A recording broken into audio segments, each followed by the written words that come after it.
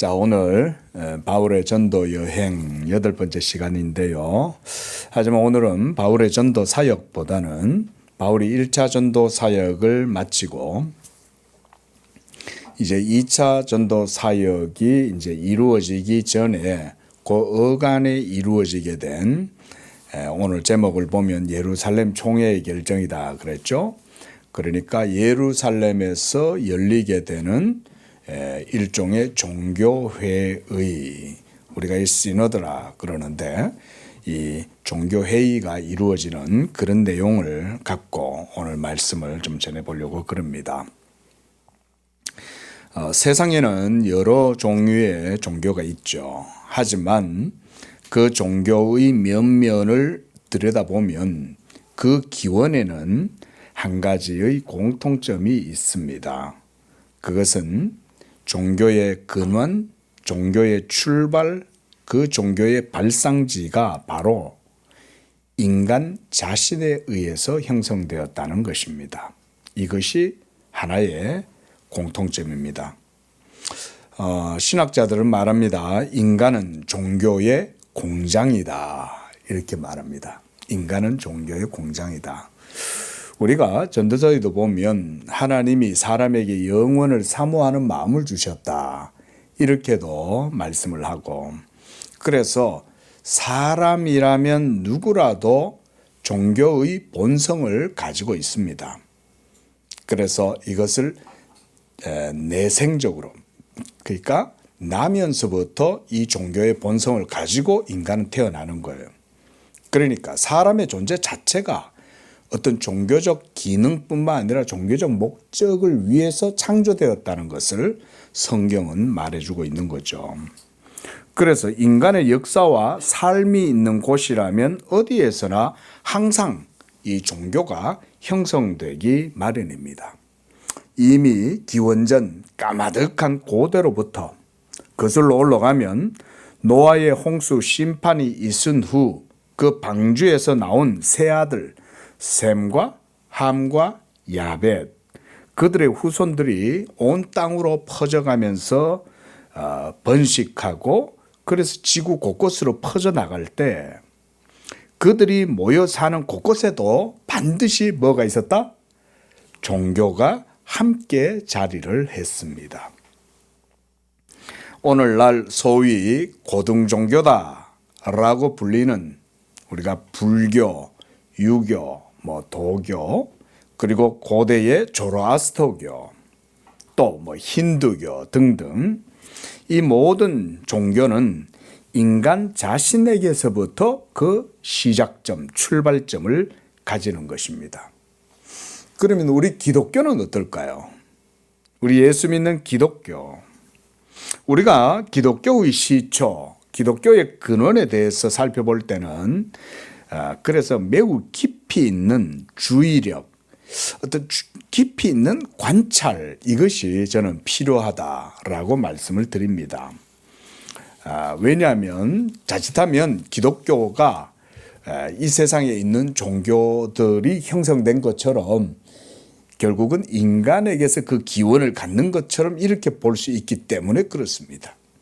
하지만 성경의 종교, 기독교는 그렇지가 않습니다. 그것은 인간에 의해 시작된 것이 아니라 하나님, 바로 그분 자신에 의한 것임을 성경을 통해서 우리가 알 수가 있어요. 인류의 시조였던 아담과 하와가 범죄하여 에덴에서 쫓겨났을 때 하나님께서는 그들을 그냥 내버려 두지 아니하시고 창세기 3장 21절에 보면 짐승의 가죽으로 옷을 지어서 입혀주셨다 그랬습니다. 사람들은 죄로 말미암아 자기의 수치를 깨달았을 때 처음 그들이 했던 행동은 나뭇잎을 따서 그 나뭇잎으로 자기들의 부끄러운 곳을 가렸다 이랬죠. 그런데 나뭇잎은 어떻게 돼요? 시간이 좀 지나면 바싹 말라서 헤어지고 쓸 수가 없죠. 그런데 하나님이 죄로 말미암아 수치를 당하는 그들에게 오셔서 먼저 가죽 옷으로 그들의 수치를 덮어주시고 옷을 지어주신 거예요. 이것은 사실은 굉장히 중요한 의미가 있는 거죠. 하나님이 찾아오셨다는 거예요. 또 창세기 3장 15절 우리가 다 아는, 우리가 이걸 뭐라고 그럽니까? 창세기 3장 15절에 있는 이것을 원시 언약, 원시 복음 또는 모언약 이렇게 부른다 그랬죠. 그러니까 이 3장 15절에서는 여자에게서 난 자가 인류를 유혹하고 실족하게 한 그 뱀의 머리를, 정수리를 상하게 할 것이다. 뱀은 여인의 후손의 발꿈치를 상하게 할 것이지만 이것은 십자가 사건이라 그랬죠. 그런데 그 뱀에게 뒷발꿈치를 물렸던 이 여인에게서 난 그 자손이 뱀의 머리를 밟아서 박살을 낸다. 무엇으로? 십자가로. 그리스도께서 바로 그 십자가의 권세로 뱀의 머리를 깨뜨려서 이기게 한다.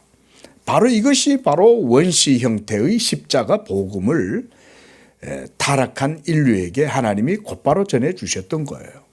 자, 종교의 기원이 어디입니까? 성경은 인간입니까? 아담과 하와에게서 나왔습니까? 아니죠.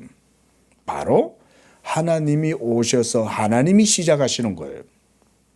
그래서 종교의 기틀이 역사 속에 자리를 잡을 때는 여러분 어떤 우연이나 충동이나 인간 종교성이 발현되어서 발생한 게 아니에요. 그래서 제가 깊이 들여다보라는 거예요, 성경을. 자, 바로 여기서부터 기독교 복음의 시초, 창세기 3장 15절에서부터 그것이 시작됩니다. 그런데 더 놀라운 것은 뭐냐면요, 유일하신 삼위일체 하나님 그분 안에는 이미 이 세상이 창조되기도 전부터 더 놀라운 비밀과 경륜이 있었다는 사실입니다. 성경은 이것을 일컬어서 하나님의 비밀, 그리스도의 비밀, 교회의 비밀 이렇게 표현을 합니다. 우리 고린도전서 2장 7절 말씀 한번 다 같이 찾아봤으면 좋겠습니다. 고린도전서 2장 7절에 보면 사도가 이 교회에 대한 비밀이 어떤 것인지를 언급하고 있어요. 자, 고린도전서 2장 7절 함께 읽습니다. 시작. 오직 비밀한 가운데 있는 하나님의 지혜를 말하는 것이니 곧 감추었던 것인데 하나님이 우리 영광을 위하사 만세 전에 미리 정하신 것이라 그랬습니다. 만세 전이란 말은 이 세상이 있기도 전에 삼위일체 하나님 그분의 존재 안에서 성부와 성자와 성령이 각 위격들 사이에 의논이 있었다. 거기에서 하나님의 회의가 있었다. 그 회의의 내용이 뭐냐? 바로 그게 비밀이다 이거예요. 그게 하나님이 이 비밀을 창조 속에도 감추어 놓으셨어요. 그런데 이 비밀이 점차 이제 드러나게 되는데, 자, 우리 이번에는 에베소서 1장 9절 한번 찾아서 읽습니다. 자, 여기서는 이제 그 비밀이 나타나게 된 거죠. 그래서 사도가 이렇게 말해요. 시작. 그 뜻의 비밀을 우리에게 알리셨으니 곧 그 기쁘심을 따라 그리스도 안에서 때가 찬 경륜을 위하여 예정하신 것이었다. 여기서 보면 그 뜻의 비밀을 우리에게 이제 어떻게 하셨어요? 알리셨다 그러죠. 그 다음 에베소서 3장 9절 시작. 영원부터 만물을 창조하신 하나님 속에 감추었던 비밀의 경륜이 어떠한 것을 드러내게 하려 하심이니라. 그 다음 한 번 더 찾아봅니다. 에베소서 5장 32절. 이 비밀이 크도다. 내가 그리스도와 교회에 대하여 말하노라. 이 비밀이 크다. 그런데 그 비밀이 뭐라는 거죠? 그리스도와 교회에 대한 비밀이었다는 거예요. 교회. 이번 제가 읽어드립니다. 골로새서 1장 26절에는 바로 뒤에 있죠. 이렇게 말해요. 이 비밀은 만세와 만대로부터 오므로 감추어졌던 것인데, 골로새서 1장 27절, 이 비밀의 영광이 이방인 가운데 어떻게 풍성한 것을 알게 하려고 드디어 하나님이 이 비밀을 나타내셨다는 거죠. 그리고 이 비밀은 너희 안에 계신 그리스도시다, 이렇게 말해요. 또 골로새서 2장 2절에서도 하나님의 비밀인 그리스도다, 이렇게 말합니다. 여러분, 이것이 바로 사도가 성경이 말하는 하나님의 비밀이에요. 또 이뿐 아니라 요한계시록에도 1장 20절에 보면 네가 본 것은 내 오른손의 7별의 비밀이다 그랬는데, 이 7별은 7 교회죠. 그러니까 교회가 이 비밀을 가지고 있다고 요한계시록에도 말하고 있는 거예요. 우리 교회는 하나님의 편에서 보면 세상에는 비밀인 거예요. 비밀. 저 사람들 저기서 뭐하고 있지? 매달 저렇게 지하에서 뭐 몇 명 안 되는 사람들이 모여가지고 뭐 하는 거야? 월세만 해도 적지가 않은데 말이지 뭐 한다고 저러고 있나? 근데 우리 성도들은 여기서 모여서 이 비밀을 듣고 있는 거죠. 그 비밀은 바로 뭐냐? 예수 그리스도다. 그리고 그 예수 그리스도의 비밀이 어디에 있다? 교회 안에 있다. 여러분, 이 비밀은 교회 밖에는 안 나가요. 교회 안에서만 이 비밀에 대해서 들을 수가 있어요. 세상 사람들한테는 교회가 아주 비밀스러운 은밀한 곳인 거예요. 자, 하나님 안에 감추어졌던 이 비밀이었던 교회가 이제 세계의 역사, 이 시공간의 무대 가운데 등장하게 된 거죠. 구약을 지나서 신약의 시대에 이르러서 하나님의 경륜이 이제 구약 가운데 있다가 이제는 하나님의 경륜이 이제는 신약의 교회를 통해서 시행되고 이루어지는 것이죠. 구약 시대에는 이스라엘 민족 가운데 가나안 12지파 지경에 국한되어져 있었던 그 교회가 이제는 그 무대를 온 세계 민족, 열방, 이방 가운데로 향해서 뻗어나가게 된 것. 이것이 우리가 보고 있는 이 바울의 전도 여행과 사도행전을 통해서 우리가 그런 것들을 보고 있는 겁니다. 이렇게 사도가 복음을 전했기 때문에 이 복음이 유럽을 향해서 갔다가 온 2000년 역사를 두루 돌아가지고 이제 여러분이 한국에까지 복음이 온 거 아닙니까? 하나님께서 이 일을 행하실 때 바로 사도 바울을 사용하신 거예요. 그런데 우리가 바로 여기서 깊이 바라보고 유의해야 할 점이 하나 있어요. 그게 뭐냐면요. 어떤 분들은 이 기독교가 바울에 의해서 형성되었다, 이런 식으로 해석하는 분들이 들어있는데, 여러분, 그건 정말 성경을 잘못 보고 오해한 것입니다. 그게 아니에요. 사도 바울의 한 개인의 종교적 충동이나 어떤 동기, 그리고 그의 열정이나 그의 어떤 사상에 의해서 기독교가 형성된 것은 결코 아니에요.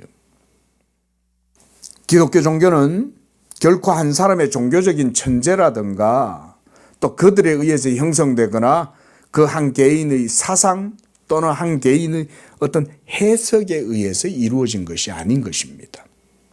우리가 지금 보고 있는 사도행전이 바로 이 점에 대해서 시종일관 그런 것을 보여줍니다.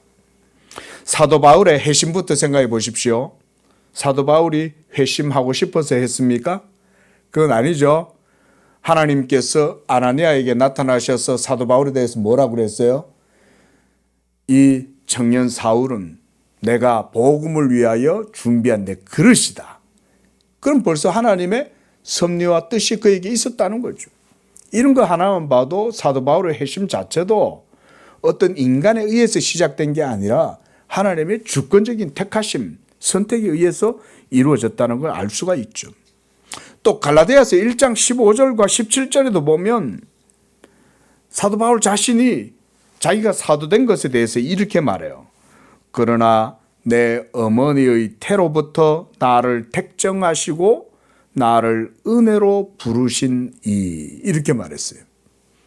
그러니까 사도 바울은 자기가 그리스도의 교회를 핍박하고 예수 믿는 사람들을 박해하면서 막 사로잡아가고 막 이럴 때 그때조차도 이미 하나님의 택하심이 벌써 모태로부터 있었다라고 이렇게 말하고 있는 거죠. 자, 이런 것들을 보면 결국 하나님의 섭리와 뜻 가운데 사도 바울의 한 사람의 신앙도 형성되었다는 것을 알 수가 있고, 또 그가 복음 전도자로서 사역을 할 때도 그는 이것을 확실하게 깨달았던 것입니다. 야, 이 복음은 내 열정과 내 지혜나 내 의지나 나의 계획에 의해서 이루어지는 것이 아니구나. 사도는 사역을 하는 동안 이것을 확실히 깨달은 거예요. 사도 바울이 얼마나 여러분 전도의 열정이 많았겠어요. 그렇죠? 쉴 새 없이 밥 먹을 시간 없이 사실은 전도를 하고 다닌 거죠. 그래서 믿지 않는 사람이라면 누구나 붙들고 전도하고 누구에게나 가서 전파하고, 뭐 앉아가지고 구두수성공을 하고 있으면 거기 가가지고 괜히 귀찮게 하면서 복음 전하고 이렇게 했던 거예요. 그런데 그럴수록 놀라운 하나님의 역사도 일어나면서 동시에 박해도 같이 동반되고 그 속에 하나님의 역사하심이 일어났던 것이죠. 복음 전도 사역은 하나님의 성령의 인도하심과 하나님의 뜻, 경륜, 섭리 가운데 이루어진다는 것을 누구보다도 사도 바울은 알았을 것입니다. 그리고 저는 이 다소의 침묵의 10년이라고 부르는 그 시간 속에서도 그는 결코 아무것도 하지 않고 그저 멍하니 은둔하고 있었다. 절대 그렇게 생각하지 않습니다. 그는 분명 하나님께 기도하고 있었고 하나님의 성령의 충만함 속에서 그리스도의 계시를 받았고 소위 말하자면 성경에 대한 깊은 신학적 이해를 갖추게 되었을 것입니다. 그런데 여러분, 하나님의 섭리는 아직 그의 때가 되지 않은 거예요. 그러던 어느 날 하나님께서 바나바를 보내어서 그로 하여금 안디옥으로 다소에 있던 사도 바울을 불러오시죠.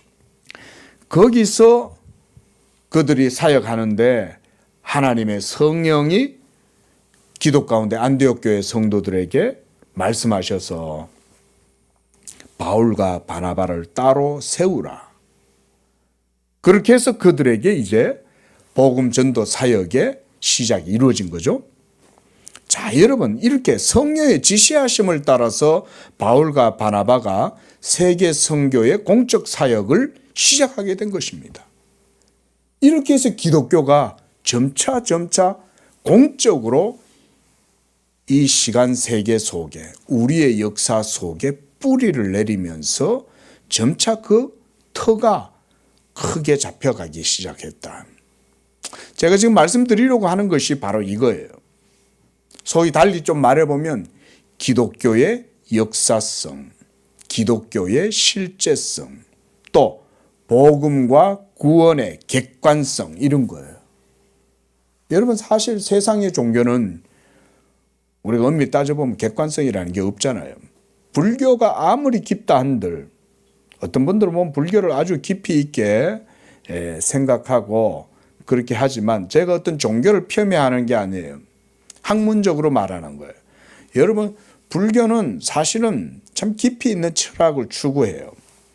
하지만 여러분, 그 불교 속에 들어가서 내가 구원받았다고 확신할 수 있는 사람은 한 사람도 없습니다. 오래전이지만 승려이셨던 누구죠? 성철 스님이란 분. 그분 우리 한국 불교계에 있어서는 아주 상당한 그런 지도자이셨죠. 그런데 그분이 돌아가실 때조차도 그분은 나는 지옥으로 간다. 여러분, 그 말이 거짓말이 아닙니다. 지옥으로 간다라고 스스로 말할 정도로 그분의 불심은 아주 깊었던 거예요. 근데 불심이 깊어 보니까 내 죄업이 수미산에 쌓여 있다. 여러분, 그게 목사의 신학 하는 목사의 입장에서 봤을 때는 그거는 정직한 고백이에요. 제가 결코 불교를 폄하하는 게 아니에요.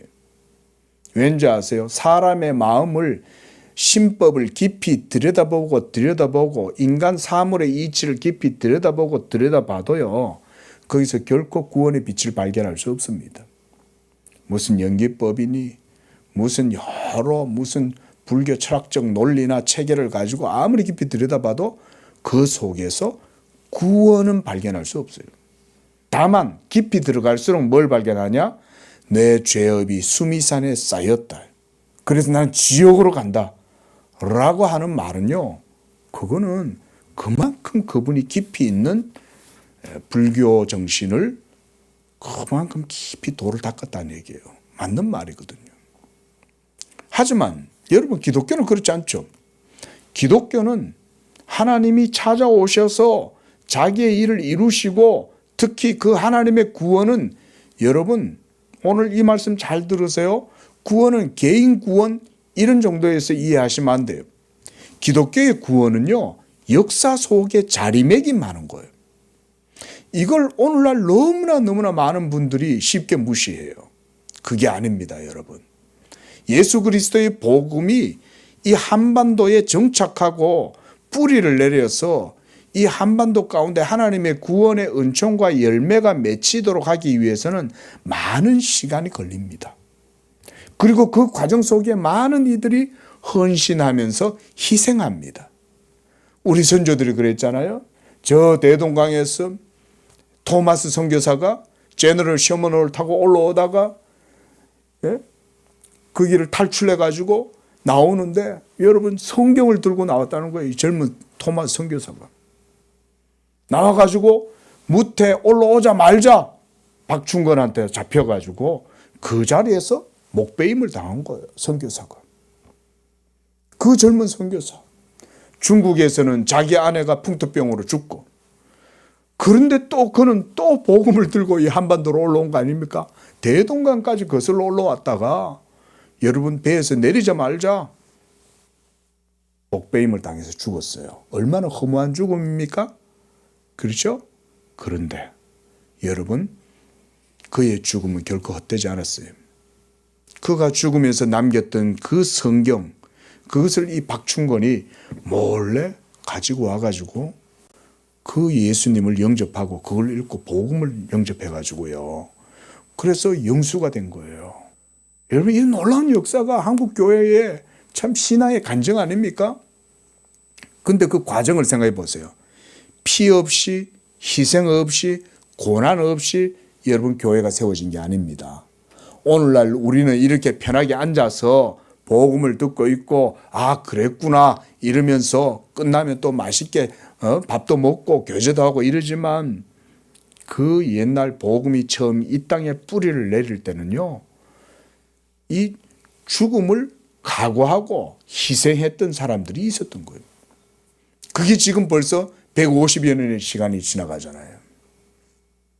150년. 그리고 앞으로 얼마나 또 이 한반도의 복음이, 이 하나님 나라라고 하는 나무가 이 땅 가운데서 계속 세워져서 열매를 맺고, 그래서 온 세상 가운데로 이 복음의 열매가 수출될는지 저는 몰라요. 하나님은 아시겠죠. 여러분, 복음이 이 땅 가운데 자리를 잡는다는 건 그런 의미가 있습니다. 사도 바울이 1차, 2차, 3차 전도 사역을 하는 과정 속에 하나님이 무슨 일을 하시냐면요, 이 복음이 이 땅 가운데 뿌리를 내릴 수 있는 토대를 마련하고 있다는 것을 저는 본문들을 통해서 우리가 봐야 된다고 이렇게 말씀을 하고 있는 것입니다. 이렇게 해서 1차 전도 사역이 끝나고 바울이 안디옥으로 돌아왔습니다. 그런데 그때부터 새로운 문제가 대두되기 시작했어요.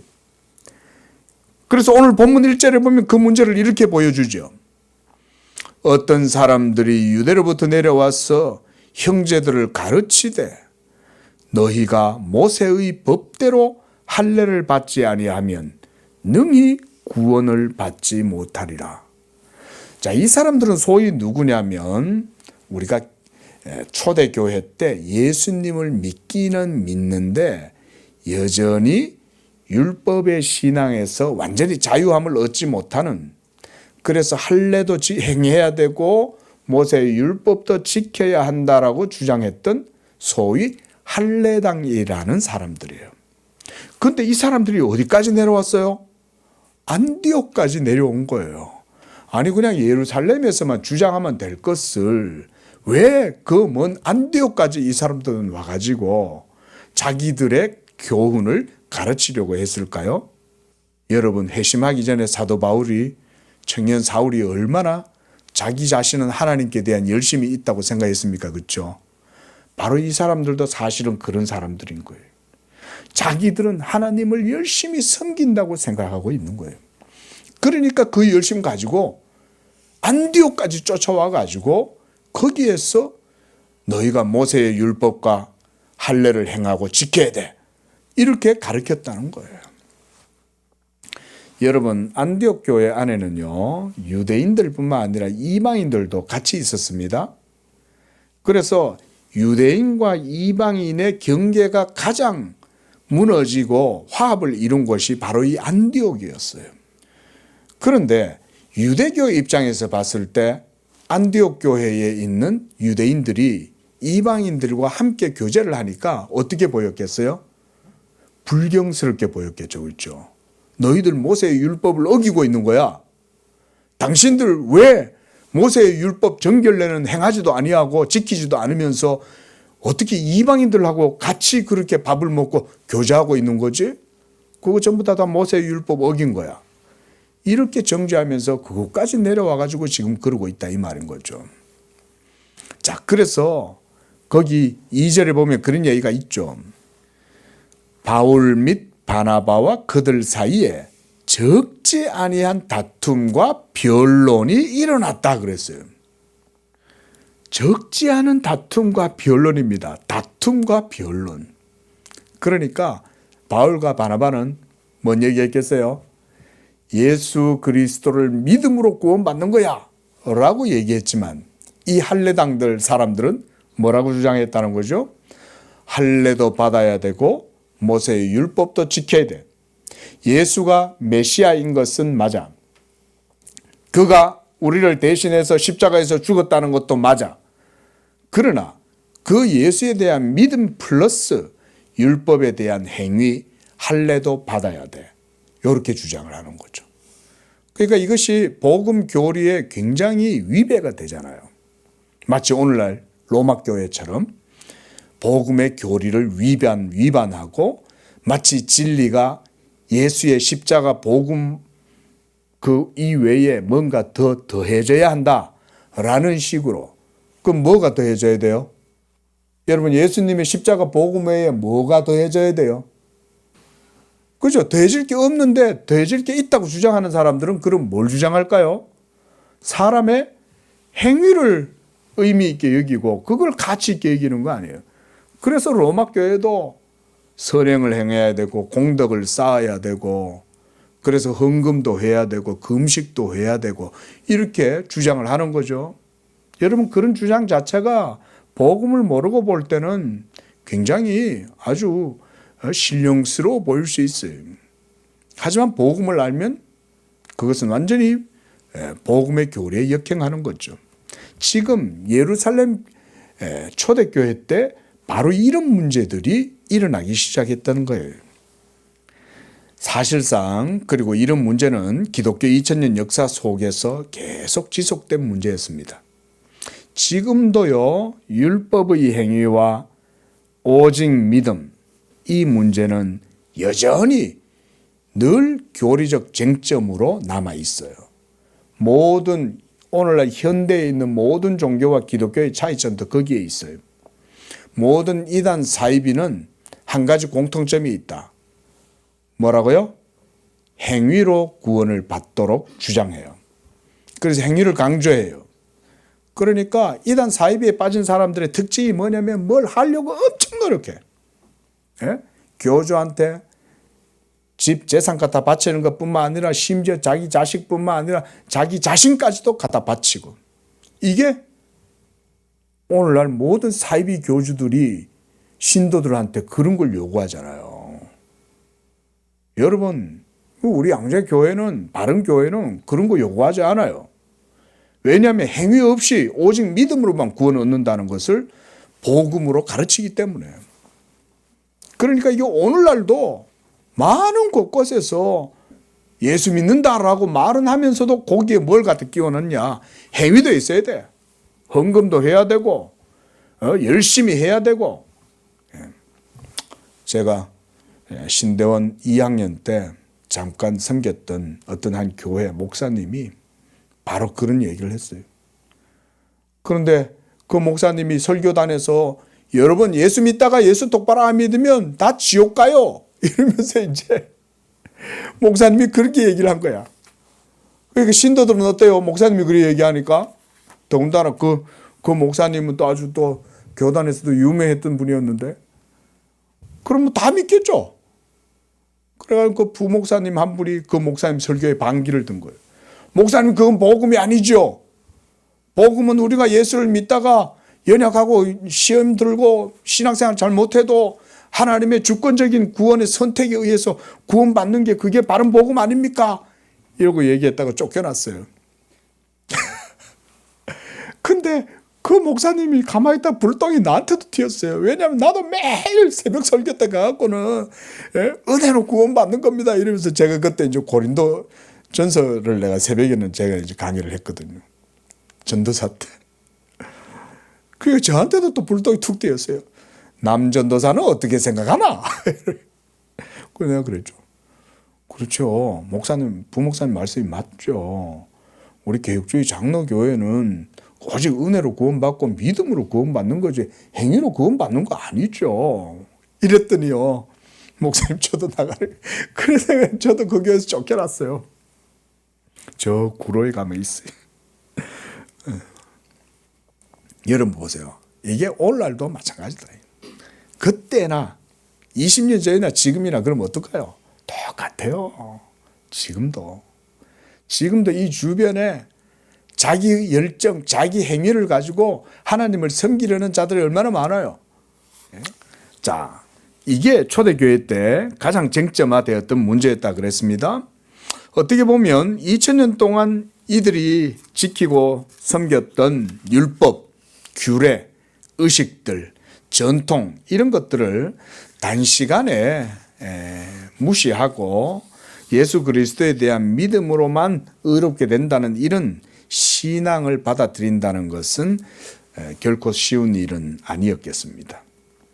이제 이 문제를 해결하기 위해서 안디옥 교회는 예루살렘에 있는 사도들과 장로들에게 말하자면 총대 자격으로 이 바울과 바나바 및 몇 사람을 보내었다. 2절에 보면 그렇게 얘기하죠. 바울과 바나바 및 그 중에 몇 사람 그랬습니다. 이들을 이제 예루살렘에 있는 사도와 장로들에게 뭐래요? 보내기로 작정했다. 자, 여러분 바울이 갑니까? 교회가 보냅니까?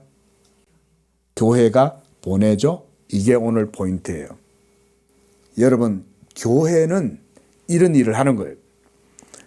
개인의 구원도 중요하지만 교회는 교회 전체의 결정과 교회 전체의 판단이 하나님의 말씀을 따라서 이루어지는 곳이 교회입니다. 그래서 사도 바울의 사역을 보세요. 사도 바울이 사역하는 동안 자기가 개인이 결정해가지고 독단적으로 행동하는 경우가 있습니까?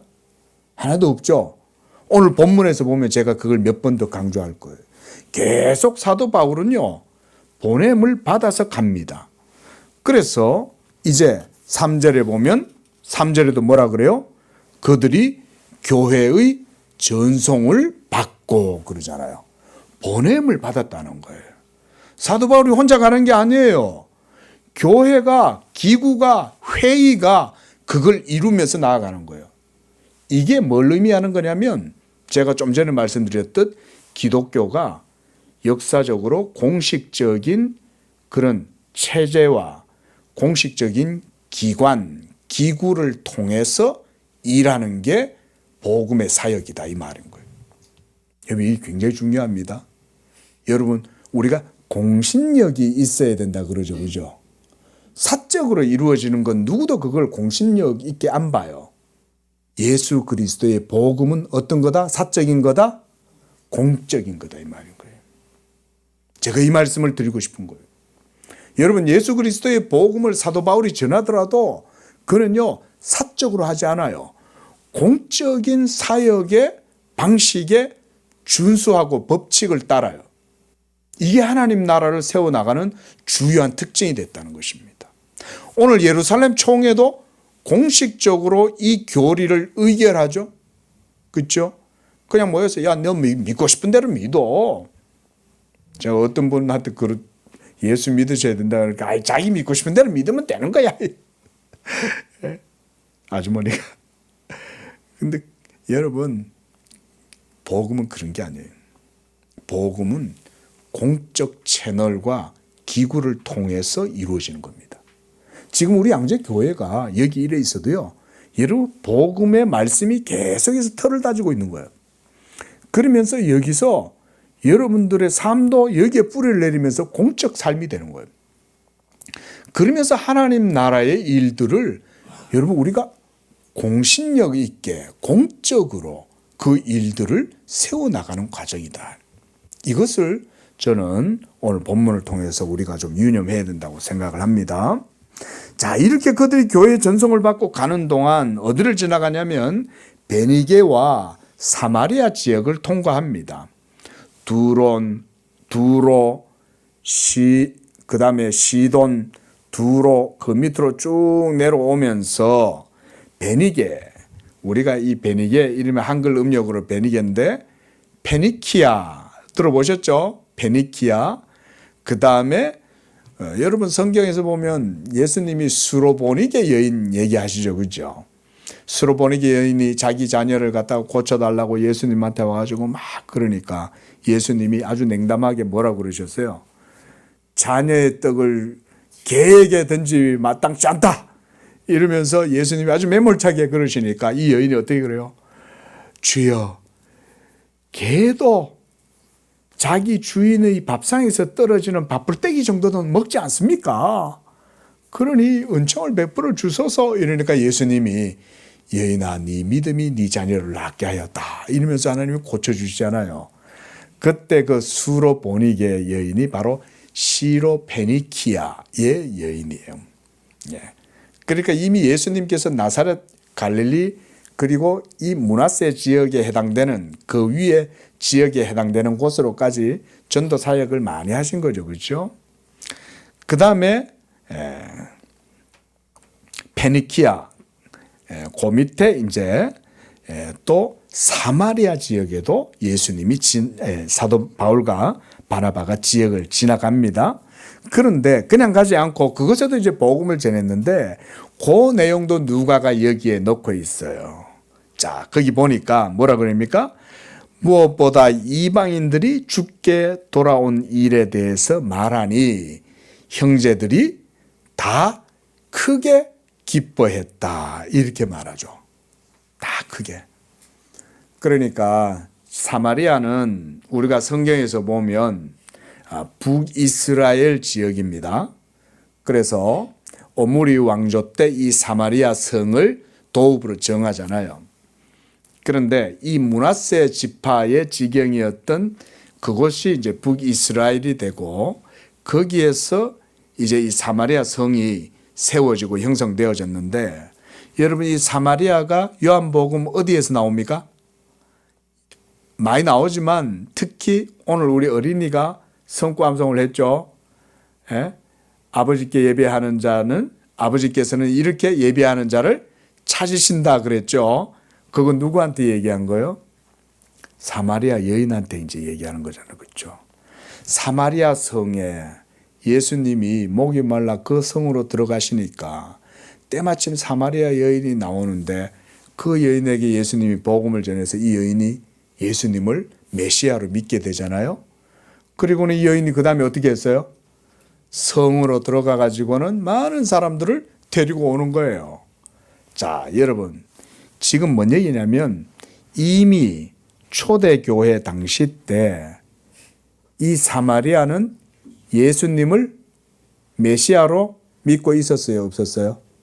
벌써 믿고 있었죠.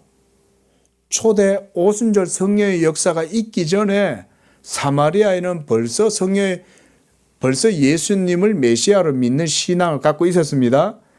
그런데 이제 예수님이 죽으시고 부활하시고 승천하시고 그 다음 오순절 성령의 역사가 일어났어요. 그때 사마리아에 있는 사람들이 예루살렘에 성령의 역사가 있다는 사실을 알았을까요? 몰랐을까요? 당연히 알죠. 예? 삽시간에 소문이 퍼져가면서 이스라엘 전역에 하나님의 성령의 역사심이 있다. 예수의 부활의 영광이 성령을 통해서 나타났다. 이런 게 막 전파됐겠죠. 그러면 그들의 벌써 믿음도 생겨나는 거예요. 이야, 드디어 하나님의 구원의 역사가, 예수의 구원의 역사가 이루어지는구나. 이런 일들이 막 퍼져나가면서 초대교회 사도들과 전도자들이 막 곳곳으로 지나가면서 또 복음을 전파했을 거 아니에요. 그렇죠? 우리가 알다시피 빌립도 전도하고 많은 사도들도 퍼져서 전도할 때 당연히 이 사마리아 지역에 있는 예수 믿는 이들도 그 소식은 다 들었을 거예요. 그러니까 바울과 바나바가 그들에게 가가지고 뭔 얘기를 하냐면 이 하나님의 복음이 이제 이스라엘의 경계를 넘어 이방을 향하여 지금 전 세계로 퍼져나가고 있습니다. 하나님의 구원의 역사와 구원의 열매가 이방인 가운데서 막 수확이 되고 있습니다. 이 구원의 추수가 지금 막 일어나고 있습니다. 이런 얘기를 했겠죠. 그뿐 아니라 바울과 바나바는 3년 동안 지금 전도 사역을 마치고 돌아왔잖아요. 1차 사역을. 그래서 거기서 본문에 보면 그런 얘기를 하죠. 자신들이 지난 3년 동안 아나톨리아 지역을 순회하면서 복음을 전할 때 이방인들도 죽게 돌아왔다는 것을 전할 때 형제들이 다 기뻐했다. 그렇게 얘기하는 거예요. 여러분, 사마리아에 있는 이 신도들, 그리스도인들이 이렇게 기뻐하게 된 이유는 뭐 때문일까요? 사마리아는 예로부터 이스라엘 사람들한테 얼마나 괄시를 당하고 천대를 당했던 곳입니까? 그렇죠? 여러분, 괄시당하고 천대당해봤던 사람들은 그 마음을 알죠. 그죠? 우리도 과거 한때 일제치하에서 얼마나 억울한 삶을 살았습니까? 그런데요, 우리나라처럼 외세의 침략과 억압 아래 있었던 나라들은 우리나라를 되게 좋아한대요. 그러면서 우리도 예전에 그랬는데 너들도 그랬구나 이러면서 같이 이제 마음이 통하는 거죠. 이심전심 되는 거죠. 그런데 바로 그런 이들, 그런 사마리아에 천대받고 멸시받았던 사마리아 여인, 사마리아 성읍의 사람들, 이들이 바로 하나님께서 예수 그리스도를 통해서 온 세계 가운데 지금 이렇게 구원을 이루고 있다는 이런 이야기를 들었을 때 여러분 기쁘겠어요? 안 기쁘겠어요? 기쁘겠죠. 왜냐하면 하나님이 우리에게도 구원을 주실 뿐만 아니라 이런 비천한 사마리아에도 복음을 전했지만 저렇게 할례받지 못한 이방인들에게도 복음을 전하셨구나. 이거를 듣고는 얼마나 마음이 기뻤을까. 하나님의 구원으로 인해 그들이 기뻐한 거죠. 자, 이렇게 해서 그들이 예루살렘에 당도합니다. 그때 교회와 사도와 장로들에게 영접을 받았다라고 말합니다. 그들은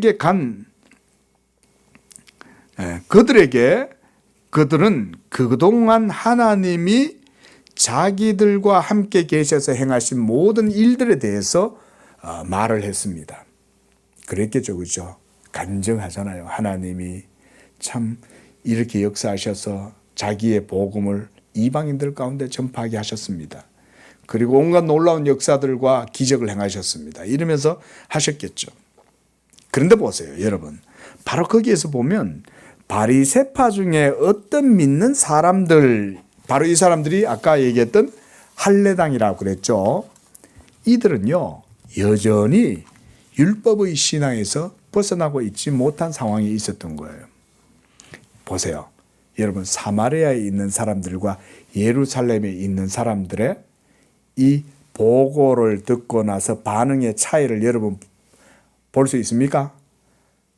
지금 여기 보면 3절에 보면 다 크게 기뻐하였다. 사마리아 사람들, 베니게 사람들은 이걸 다 크게 기뻐했다 그랬어요. 하지만 5절에 보면 예루살렘에 있는 유대인들은 그게 기쁜 게 아니야. 뭐가 그들에게 있어서는 더 중요해요? 사람이 구원받는 것보다 모세의 율법과 할례를 행하는 게 더 중요한 거예요. 그러니까 그런 게 별로 안 기쁜 거예요, 이게. 이방인이 구원받았다. 하나님의 은혜가 그들에게 임했다. 이게 안 기쁜 거예요. 이런 걸 볼 수가 있는 거죠. 이게 당시의 영적인 상황이었어요. 여러분, 우리도 자칫 외식, 위선에 빠지면 이런 위험한 신앙이 돼요. 본질은 전혀 없이 하나님께 대한 열정은 있다고 하면서도 사랑 없고 생명 없고 의도 없고 오로지 내가 믿는 것 외에는 뭐 다른 건 생각도 못해. 그게 가장 위험한 율법의 베일이 가려진 신앙이에요. 정말 위험한 거예요. 그런데 그 바로 5절에 있는 바리새파 중 어떤 믿는 사람들, 이들이 할례당입니다. 그래서 이들이 뭐라 그래요? 이방인에게 할례를 행하고 모세의 율법을 지키라고 명하는 것이 마땅하다라고 이렇게 주장을 하는 것입니다. 자, 이제 이 두 진영, 양당 간의 의제를 놓고 이제 5절에 보면, 6절에 보면 사도와 장로들이 이 일을 의논하러 모입니다. 여기서도 모여가지고 7절에 보면 많은 변론이 있는 거예요. 많은 변론. 이것이 최초의 종교회의, 오늘날로 말하면 대회, 시너드라고 하는 총회가 이때 열립니다. 여러분, 예루살렘 총회는 기독교 역사에 있어서 중요한 의미를 가집니다. 그들이 모이게 된 것은 성경의 중요한 교리를 결정짓기 위함이었어요. 그것은 바로 사람이 의롭다함을 얻게 되는 것은 율법의 행위로 말미암지 아니하고 예수 그리스도를 믿음으로써 된다고 하는 이 이신칭의 교리, 우리가 조금 더 달리 얘기해 보면 공리라고도 할 수가 있고, 이 교리를 여기에서 공식을 확정짓는 거예요. 공식은. 우리가 지금 믿고 있는, 또 고백하고 있는 신앙은 모두가 다, 여러분, 우리가 자생적으로 이렇게 믿고 고백하는 그런 겁니까? 아니면은 역사의 전통 속에서 우리가 계속 이어받고 있는 겁니까?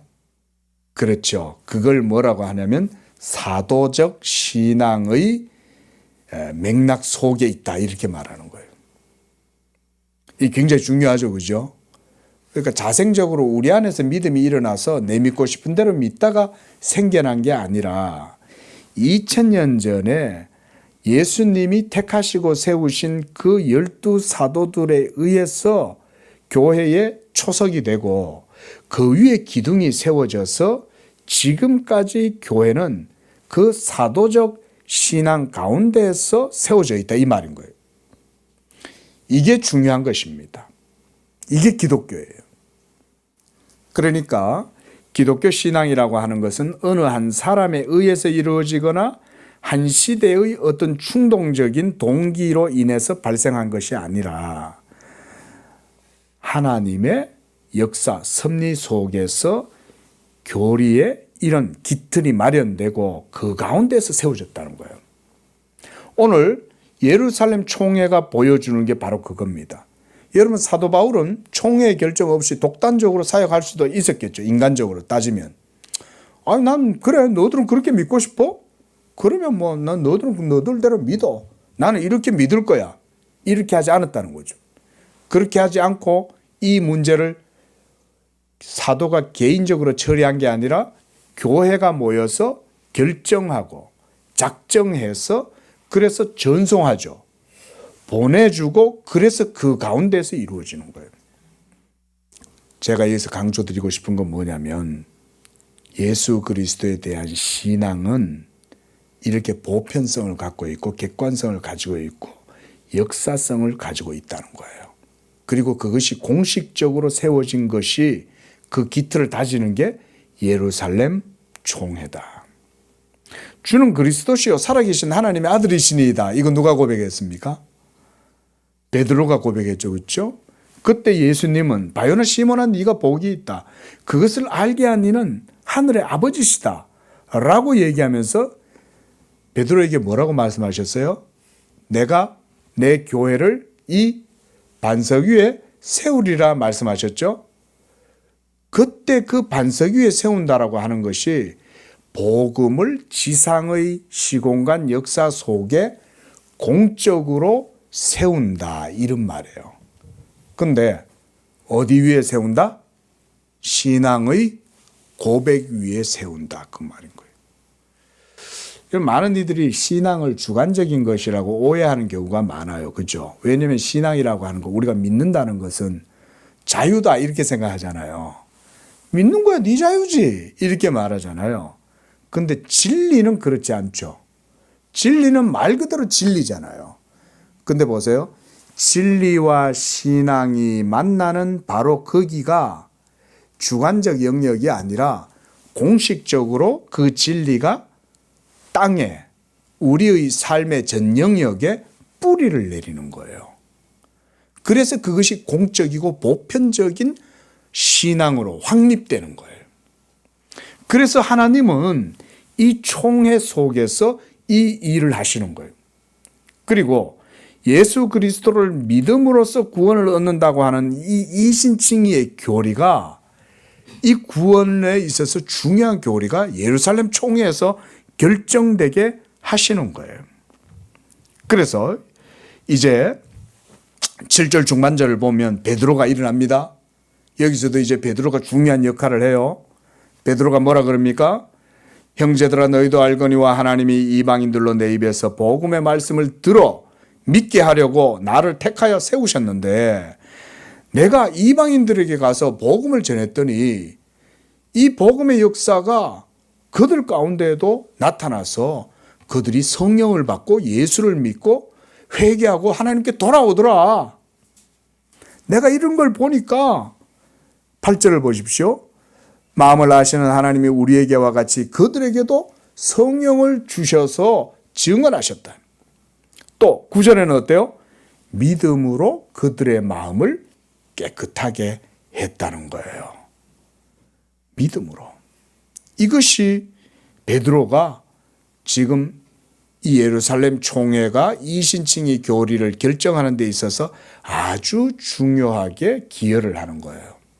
우리가 알다시피 고넬료가 이 베드로를 청해서 복음을 듣잖아요. 근데 이 이방인 백부장의 고넬료의 집에 베드로가 방문하는 것도 율법에 의하면 잘못된 거죠. 하지만 하나님이 거룩하게 하신 것을 속다다 하지 마라. 그 말을 듣고 베드로는 거기 가서 복음을 전했는데 복음을 전하는데 베드로는 의도도 하지도 않고 기대도 안 했는데 성령이 역사하셔서 하나님의 구원이 이방인들 속에도 이루어진다는 것을 베드로가 직접 목격한 거죠. 지금 오늘 본문에서 베드로가 하는 얘기가 바로 그건 거예요. 그래서 9절 보세요. 하반절에 그들이나 우리나 그러니까 유대인이나 헬라인들이나 이방인들의 차별하지 아니하셨다. 이렇게 여러분 이제는 구원이 유대인들에게만 있는 게 아니라 이방인들에게도 적용되고 흘러간다는 걸 보여주는 거죠. 그런데 너희가 어찌하여 하나님을 시험하여 우리 조상과 우리도 능히 매지 못했던 그 멍에, 이 멍에가 무슨 멍에입니까? 율법의 멍에죠. 그렇죠? 율법의 멍에. 이것을 그들에게 목에다가 이 멍에를 뒤집어 씌우려고 그러냐. 그리고 11절에 보십시오. 우리는 그들이 우리와 동일하게 주 예수의 은혜로 구원받는 줄을 믿노라. 이렇게 베드로가 여기에서 이신칭의 교리에 가편 투표를 딱 하는 거죠. 이 회의가 이렇게 많은 변론 속에서 결정되는 과정 속에 베드로의 이 증언이 굉장히 중요한 역할을 한 거예요. 이렇게 함으로써 여러분, 우리가 오늘 이제 15장 전체를 다 보지는 않았지만 이제 여기에서 이것이 결정이 되어서 야고보가 그때 당시에는 의장이었던 것 같아요. 보니까 이제 13절에 보면 말을 마침에 야고보가 대답하여 이르되, 이러면서 이제 야고보가 이 회의의 내용을 이제 정리를 합니다. 정리를 해서 19절 보십시오. 야고보가 이렇게 말해요. 그러므로 내 의견에는 이방인 중에서 하나님께 돌아오는 자들을 율법의 멍에를 뒤집어 씌워서 괴롭게 하지 말고, 이렇게 말하죠. 괴롭게 하지 마라. 율법의 멍에를 그들에게 씌우지 말라는 거죠. 의무를 부과하지 말라는 거죠. 자, 이렇게 해서 어떻게 돼요? 공식적으로 율법의 행위와 그다음 모세, 그다음 할례, 그것을 행하는 것에 있어서 이제 이방인들에게 그것을 더 이상 강요하거나 의무로 부담을 지을 필요가 없다. 이렇게 이제 얘기를 하신 겁니다. 자, 우리가 시간이 되어서 오늘 여기까지 보면서 요 한 가지 말씀만 제가 드리고 마치려고 합니다. 여러분, 오늘날 총회라는 거 목사한테 여러분 많이 들어보셨을 거예요. 우리 교회는 대한예수교 장로회 합동총회에 소속된 교회죠. 합동측이라 그러죠. 이 총회라는 단어가 성경에 등장하는데 어디서 등장하냐면 히브리서 12장 23절에 보면 이게 등장해요. 거기에 보면 뭐라고 되어 있냐면 하늘에 기록된 장자들의 모임, 이렇게 되어 있는데 이 영역본에 보면 이 모임을 General Assembly 이렇게 해서 이걸 총회다 이렇게 말해요. 자, 여러분 오늘 말씀을 좀 정리를 해보면서 오늘은 바울의 전도 여행은 아니었지만 바울과 바나바와 여러 사람들이 안디옥 교회에서 파송을 받아서 예루살렘으로 올라가서 예루살렘 총회의 총대로 참여를 하는 겁니다. 그리고 거기에서 그들은 중요한 교리의 공식을 결정지어요. 율법의 행위로 의롭다함을 얻는 게 아니라 예수 믿음으로 구원받고 성령 받는 것이다. 그래서 더 이상 율법의 행위로 이방인들에게 의무를 지우거나 그 규례나 의식법으로 그들에게 부담을 주어서는 안 된다. 이것이 예루살렘 총회가 결정했고, 그리고 이것이 기독교의 공교회적 교리로 공식적으로 세워진 것입니다. 이것이 없었다면 여러분 역사적 이 교회, 우리가 지금 계속 사도적 전통 가운데에서 이 신앙생활을 하고 있는데 여러분 이것이 오늘날 우리에게 얼마나 많은 혼란을 주겠어요. 그죠? 하지만 이때 이렇게 사도들과 장로들과 또 그 당시에 지도자들 모여가지고 이것을 이렇게 결정함으로써 오늘날까지 우리가 이런 공교회적, 보편적, 객관적, 공식적 이런 인정 가운데에서 여러분 신앙생활을 하고 있는 겁니다. 그래서 여러분 이단 사이비들하고 여러분 우리 합동측 장로교회 뭐 또 그 외에 다른 교회도 있겠지만 사도적 신앙을 고백하는 교회들하고 여러분 이단들하고 같이 보면 안 됩니다. 절대로. 전통이 초대교회 때부터 사도의 틀 위에 딱 서 있어요. 이게 굉장히 중요합니다. 자, 오늘은 여러분들과 함께 2차 전도 여행을 떠나기 전에 하나님이 이 예루살렘 총회에서 이루신 교리적 결정을 통해서 더욱 2차, 3차 바울의 사역이 이젠 더 확고하고 공식적으로 확립되겠죠. 그렇죠? 이 부분이 명확하게 세워지는 겁니다. 이걸 통해서 이제 계속되는 바울의 전도 사역이 기틀을 마련하게 되었다. 이렇게 보게 되는 것입니다. 우리도 이와 같이 사도들과 선지자들의 터 위에 서 있다. 이걸 기억하시고 이 교회를 세워나가는데 여러분들이 더욱 기도 가운데 우리가 말씀 가운데 이 양재교회도 세워가시기를 바랍니다. 기도하겠습니다. 거룩하시고 자비로우신 하나님, 하나님께서 이 땅에 구원을 베풀기 위하여 역사 속에 많은 과정들을 사용하시고 특별히 하늘의 복음을 이 땅 가운데 실제적으로 심으시기 위하여 이와 같이 오랜 역사 속에 일하셨음을 우리가 오늘 보게 됩니다. 이제 그 결정판으로 예루살렘 총회를 통해서 이 구원의 이신칭의 교리가 공식적으로 확립되고 이 사도의 신앙과 역사를 통해서 2000년 기독교 역사가 이루어지게 하셔서 오늘날 이와 같이 양재교회까지 이 복음이 전파되게 하신 줄로 믿습니다. 우리 양재교회 성도들은 이 복음의 역사성을 마음에 깊이 담고 갑자기 어느 날 하루에 하늘에서 떨어진 것이 아니라 하나님의 섭리와 뜻 가운데 이루어졌다는 사실을 마음에 깊이 믿고 이 교회를 그 가운데 세워나가고 하나님 나라의 귀한 사역을 감당하는 그런 우리 양재교회가 되도록 인도하여 주시옵소서. 예수님의 이름으로 기도합니다.